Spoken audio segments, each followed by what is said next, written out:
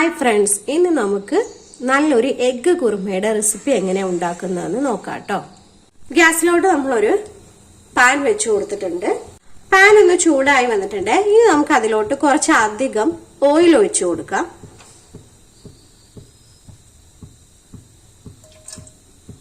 Oil ഒന്ന് നല്ലപോലെ ചൂടായി വന്നിട്ടുണ്ട്. ഇനി നമ്മളൊരു 2 ചെറിയ സവാള അരിഞ്ഞെടുത്തതാണ്. അതൊന്ന് നമുക്ക് ഫ്രൈ ചെയ്തെടുക്കണം. അപ്പൊ ഈ എണ്ണയിലോട്ട് ഇട്ട് കൊടുക്കാം. ഇതൊന്ന് വറുത്ത് പോരാനുള്ളതാണ്. അതിന് വേണ്ടിയിട്ടാണ് നമ്മൾ കൂടുതൽ ഓയിൽ ചേർത്ത് കൊടുത്തത്. നല്ലതുപോലെ ഒന്ന് ബ്രൗൺ കളറായിട്ട് മൊരിഞ്ഞു വരണം. നമ്മൾ ബിരിയാണിക്കൊക്കെ വറുത്ത് കോരുന്നത് പോലെ അതുപോലെ ഒന്ന് ഫ്രൈ ആയി വരണം. ഇപ്പൊ ഈ സവാളയെല്ലാം നല്ലപോലെ ഒന്ന് മൊരിഞ്ഞ് ബ്രൗൺ കളറായി വന്നിട്ടുണ്ട്. ഇനി നമുക്കിത് ഓയിലിൽ നിന്നൊന്ന് കോരി മാറ്റാം. വേറൊരു പാത്രത്തിലോട്ട് മാറ്റിയിടുക.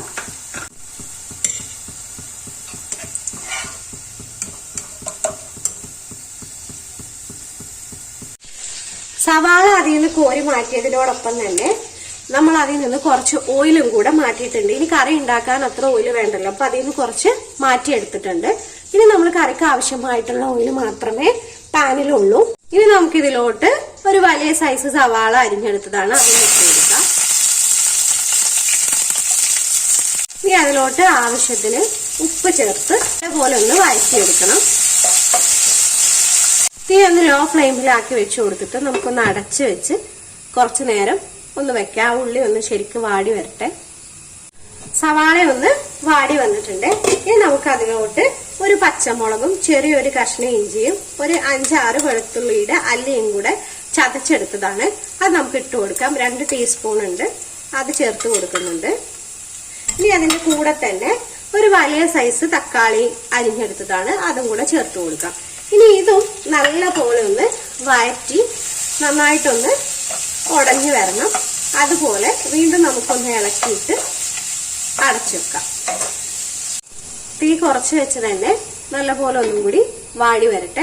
അതുവരെ ഒന്ന് അടച്ചു വെച്ചു കൊടുക്കാം. ഇതൊന്ന് വാടി വരുമ്പോഴേക്കും നമുക്ക് ഇതിലോട്ടൊരു അരപ്പ് തയ്യാറാക്കണം. അരപ്പ് തയ്യാറാക്കാൻ വേണ്ടി മിക്സിയുടെ ജാറിലോട്ട് ഒരു 1/4 കപ്പ് തേങ്ങ ചേർത്ത് കൊടുക്കാം.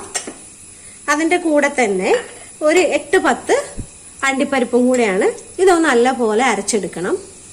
ഉള്ളിയും തക്കാളിയും ഇഞ്ചിയൊക്കെ നല്ല പോലെ ഒന്ന് വെന്ത് ഉടഞ്ഞു വന്നിട്ടുണ്ട്. ഇനി നമുക്കിതിലോട്ട് കുറച്ച് മസാലപ്പൊടികൾ ചേർത്ത് കൊടുക്കാം. 1/2 ടീസ്പൂൺ മഞ്ഞൾപ്പൊടി, 1/2 ടീസ്പൂൺ മുളക് പൊടി.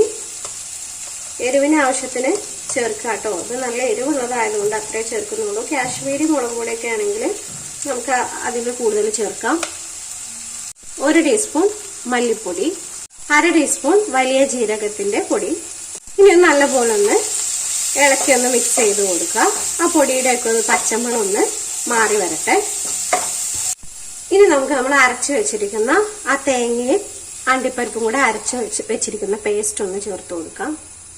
നമുക്ക് ഗ്രേവി എത്ര വേണോ അതിനനുസരിച്ച് ഒന്ന് വെള്ളം ചേർത്ത് കൊടുക്കുക. ഇനി ഒന്ന് ജസ്റ്റ് ഒന്ന് തിളച്ച് വരണം.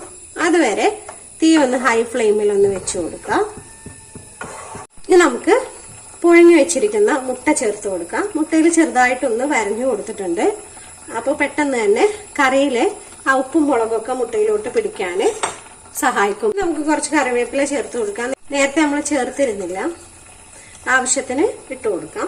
നേരത്തെ ഫ്രൈ ചെയ്ത് വെച്ചിരിക്കുന്ന ആ സവാളയും കൂടെ ഇതിലോട്ട് ഇട്ട് കൊടുക്കാം.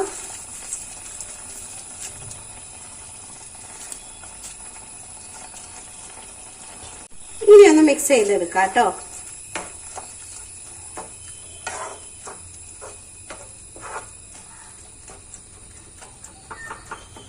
ലാസ്റ്റ് ആയിട്ട് നമുക്കൊരു 1/4 ടീസ്പൂൺ കുരുമുളക് പൊടി ഒന്ന് ഇട്ട് കൊടുക്കാം. അതുപോലെ തന്നെ ഒരു 1/4 ടീസ്പൂണോളം ഗരം മസാലയും കൂടെ ചേർത്ത് കൊടുത്ത് ഇത് നമുക്ക് ഗ്യാസ് ഓഫ് ചെയ്യാം. ഇവിടെ റെഡി ആയിട്ടുണ്ട്. എല്ലാവരും ഒന്ന് ട്രൈ ചെയ്ത് നോക്കുക ഒരു പ്രാവശ്യമെങ്കിലും. ഇത് നമ്മൾ സവാളയൊക്കെ ഫ്രൈ ചെയ്തിട്ടത് കൊണ്ട് തന്നെ ഒരു സ്പെഷ്യൽ ടേസ്റ്റ് ആണ്. സാധാരണ നമ്മൾ ഉണ്ടാക്കുന്ന മുട്ടക്കറിയുടെ ടേസ്റ്റ് അല്ല, ഒരു സ്പെഷ്യൽ ടേസ്റ്റ് ആണ്. അപ്പൊ ഇതുപോലെ ഉണ്ടാക്കാത്തവരാണെങ്കിൽ ഒന്ന് ട്രൈ ചെയ്ത് നോക്കുക കേട്ടോ. അതുപോലെ നമുക്ക് ഇഷ്ടമുള്ള എന്തിലോട്ടും കൂട്ടി കഴിക്കാം. ഇനിയിപ്പോ ചോറാണെങ്കിലും അപ്പമാണെങ്കിലും പത്തിരി ആണെങ്കിലും പുട്ടാണെങ്കിലും ഒക്കെ നമുക്ക് എന്ത് വേണമെങ്കിലും എന്തിന്റെ കൂടെ വേണമെങ്കിലും ഇത് കൂട്ടി കഴിക്കാം. നമ്മൾ സവാള കുറച്ച് അധികം ചേർത്തിട്ടുണ്ട്, ഫ്രൈ ചെയ്തും ചേർത്തിട്ടുണ്ട്, അല്ലാതെയും ചേർത്തിട്ടുണ്ട്. പക്ഷെ അതിന്റെ മധുരമോ ടേസ്റ്റ് വ്യത്യാസം ഒന്നും നമുക്ക് ഇതിൽ ഉണ്ടാവില്ല. ഫ്രൈ ചെയ്ത് ചേർത്ത ഉള്ളിയുടെയൊക്കെ ഒരു ടേസ്റ്റ് ആയിരിക്കും കൂടുതൽ നിൽക്കുക.